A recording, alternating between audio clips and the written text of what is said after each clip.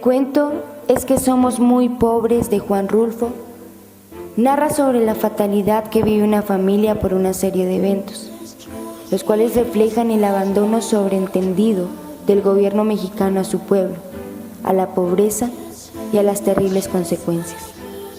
Se muestra un mundo donde la religión y la pobreza son los mayores temores de vivir sin valor, donde los padres juzgan que las malas acciones de sus hijos son causa de un castigo divino, y donde las personas piensan que es imprescindible la posesión de bienes o un capital para asegurar su felicidad.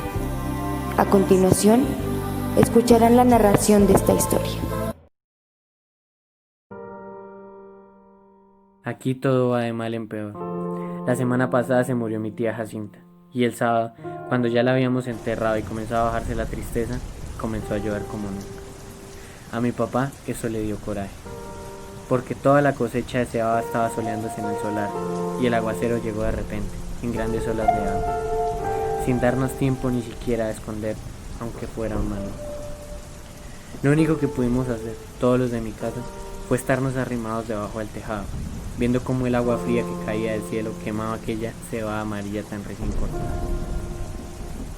Y apenas ayer, cuando mi hermana Tacha acaba de cumplir 12 años, supimos que la vaca que mi papá le regaló para ese día se la había llevado el río.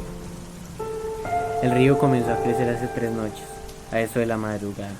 Yo estaba muy dormido y sin embargo, el estruendo que traía el río al arrastrarse me hizo despertar enseguida y pegar el brinco de mi cama con mi cobija en la mano, como si hubiera creído que se estaba derrumbando el techo de mi casa.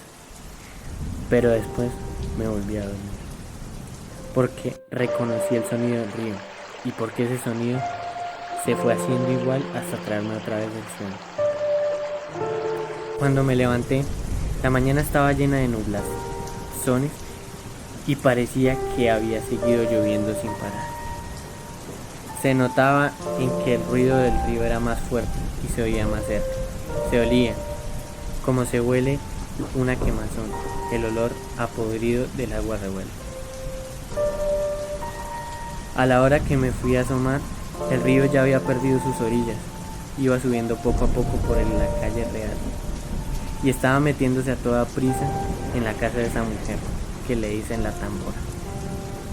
El chapaleo del agua se oía entrar por el corral y al salir en grandes chorros por la puerta. La tambora iba y venía caminando por lo que era ya pedazo de río, echando a la calle sus gallinas para que se fueran a esconder a algún lugar donde no les llegara la corriente. Y por el otro lado, por donde está el recodo, el río se debía de haber llevado, quién sabe desde cuándo, el tamarindo que estaba en el solar de mi tía Jacinta, porque ahora ya no se ve ningún tamarindo. Era el único que había en el pueblo, y por eso nomás la gente se da cuenta de que la creciente esta que vemos es la más grande de todas las que ha bajado el río en muchos años. Mi hermana y yo volvimos a ir por la tarde a mirar aquel amontonadero de agua, que cada vez se hace más espesa y oscura, y que pasa ya muy por encima de donde está el puente. Allí nos estuvimos horas y horas sin cansarnos, viendo la cosa aquella.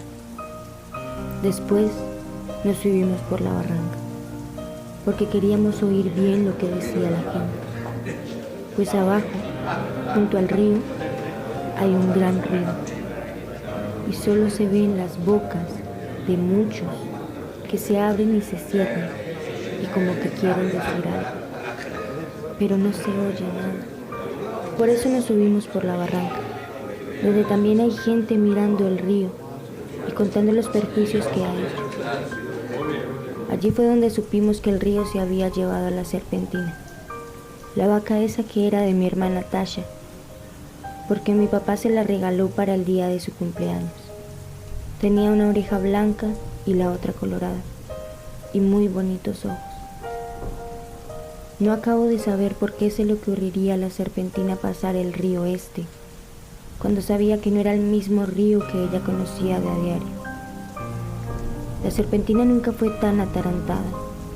Lo más seguro es que ha de haberse venido dormida para dejarse matar así nomás por nomás.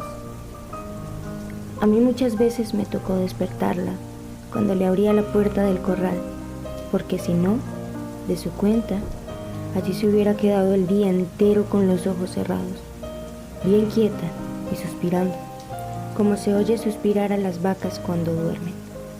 Y aquí ha de haber sucedido eso de que se durmió.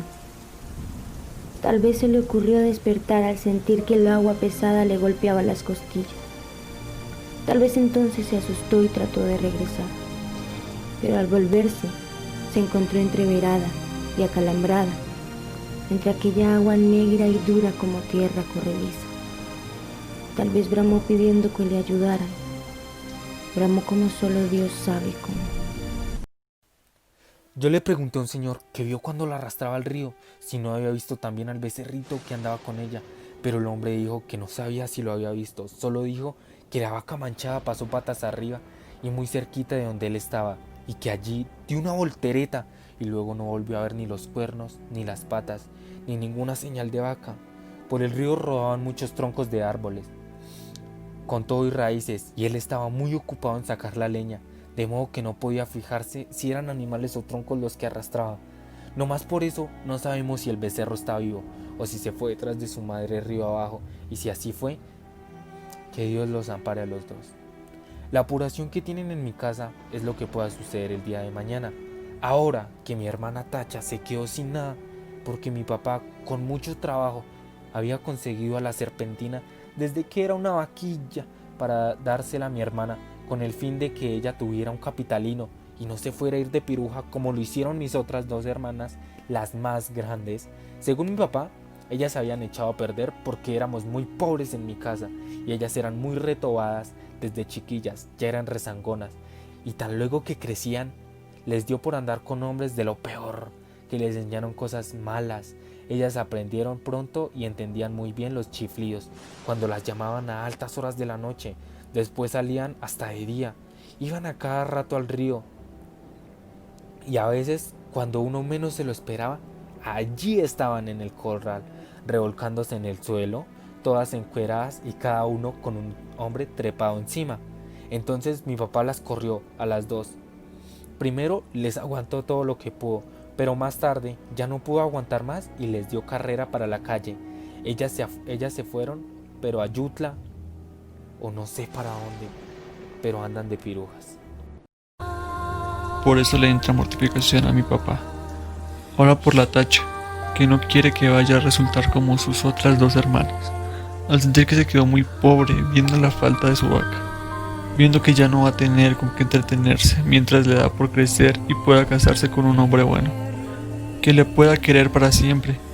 Y eso ahora va a estar difícil. Con la vaca era distinto, pues no hubiera faltado quien se hiciera el ánimo de casarse con ella, solo por llevarse también aquella vaca tan bonita. La única esperanza que nos queda es que el becerro esté todavía vivo. Ojalá no se le haya ocurrido pasar el río detrás de su madre, porque si así fuese, mi hermana Tacha está a tantito, así de retirado, de hacerse piruja, y mamá no quiere. Mi mamá no sabe por qué Dios la ha castigado tanto al darle unas hijas de ese modo, cuando en su familia, desde su abuela para acá, nunca ha habido gente mala. Todos fueron criados en el temor de Dios y eran muy obedientes y no le cometían irreverencias a nadie. Todos fueron por el estilo. ¿Quién sabe dónde les vendría a este par de hijas suyas aquel mal ejemplo? Ella no se acuerda, le da vueltas a todos sus recuerdos y no ve claro dónde estuvo su mal o el pecado de nacerle una hija tras otra, con la misma mala costumbre. No se acuerda y cada vez que piensa en ellas llora y dice que Dios las ampare a las dos. Pero mi papá alega que aquello ya no tiene remedio. La peligrosa es la que queda aquí, la Tacha, que va como palo de ocote, crece y crece, y que ya tiene unos comienzos de senos que prometen ser como los de sus hermanas, puntiagudos y altos, y medio alborotados para llamar la atención. Sí, dice, le llenará los ojos a cualquiera donde quiera que la vean, y acabará mal, como que estoy viendo que acabará mal. Esa es la mortificación de mi papá. Y Tacha llora al sentir que su vaca no volverá porque se la ha matado al río. Está aquí a mi lado, con su vestido color de rosas, mirando el río desde la barranca y sin dejar de llorar. Por su cara corren chorretes de agua sucia, como si el río se hubiera metido dentro de ella. Yo la abrazo, tratando de consolarla, pero ella no entiende. Llora con más ganas.